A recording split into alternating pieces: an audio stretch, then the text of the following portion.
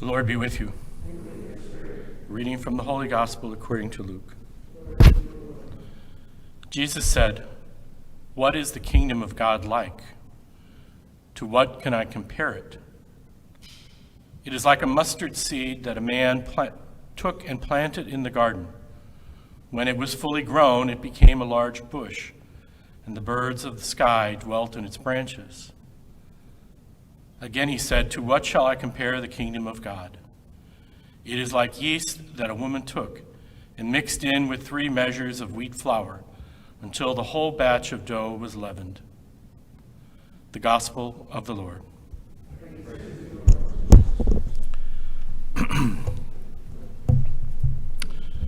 St. Paul reminds us in the first reading of the sacred mystery that is at the heart of every marriage, that the love of a husband and a wife for one another mirrors the love of Christ for the church.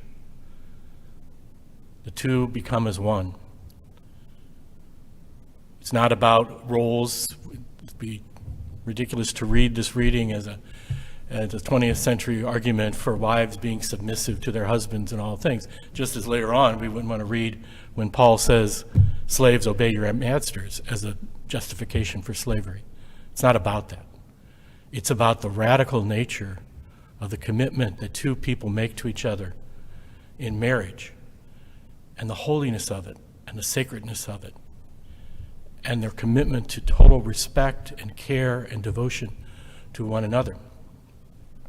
But we also believe that marriage is not just about two people. Because it is a mirror of that sacred mystery, it's a sacrament. It's an instrument of grace. It's an instrument of grace for the husband and wife, but it's also an instrument of grace for the world, because we believe in our Catholic faith that marriage is a commitment of two people for the world. It's not just about the two of them finding happiness and joy in each other. The purpose of marriage, each marriage, is to help bring life to the world. Life in a family, but life in that love between the husband and wife should be generative.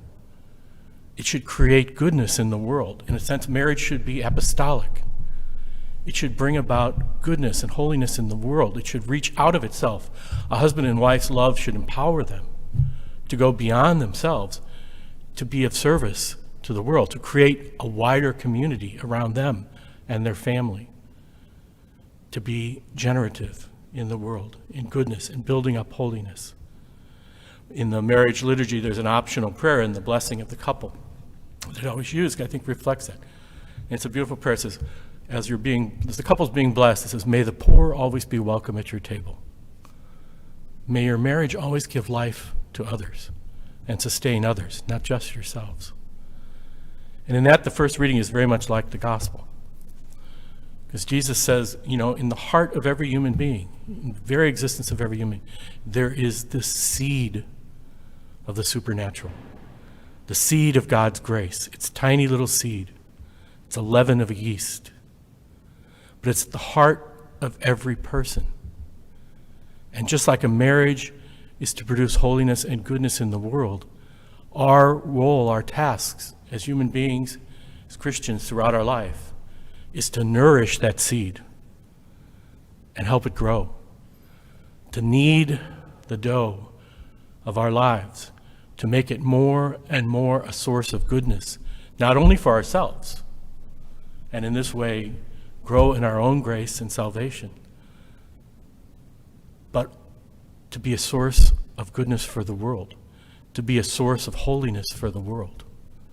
We become holy by trying to make the world around us as holy as we can, as good as we can. As I get older and older, I'm just always amazed as I think about readings like this and the way God has chosen to work out our salvation. And what is so encouraging to me is how optimistic God is about human beings. God really trusts us.